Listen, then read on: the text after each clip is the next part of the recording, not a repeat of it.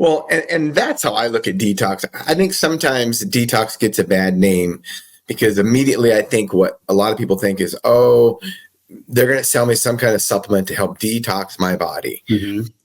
And although that might be part of it, Mm-hmm. I think basically what you're saying is stop putting toxins in your body, first of all. If we don't do that, what are we doing? Right. Right. Let's stop that first. Yeah. And then we can do what we can to get rid of the toxins that are in your body. That's how I look at detox. Well, and you're not off with that either, but there's a challenge with it. One is, yes, we becoming aware of the places these toxins are and how they find their way into our bodies is part of our learning curve.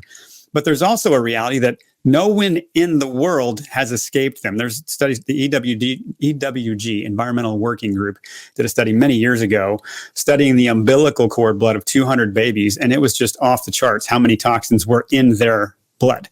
And the number, pretty much every woman they tested had rocket fuel in her breast milk. It's the hundreds of thousands of planes that fly over us all the time.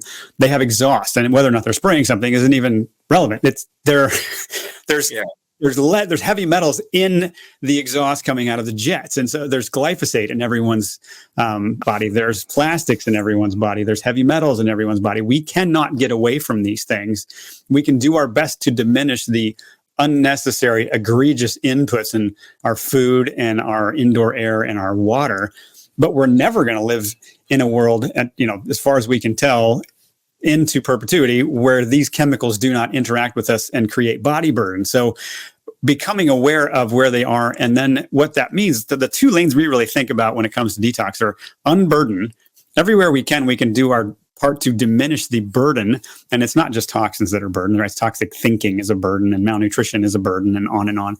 But there's also empower. Like, what things can we do to help the body work better? It's not like detox only happens when we schedule it. The body's always trying to detox. Right. It's always working to keep the purging systems flushing, and it can handle burden if we can get past the tipping point where it has the ability to offload more than it has the influx of burden. And so once you kind of get some of the first principles down, it gets easier to approach the puzzle. And you're right, there's so many, I guess you could call them, in a jaded sense, snake oil salesmen who are just trying to sell you their widget to tell you this is the one thing you need to do to detox, or swallow this and you'll be happy. And all of your dreams will come true. And that's just really not how detox works. And so once you can step back from it and really approach it from a first principled lens, it's so much easier to figure out how to help somebody heal.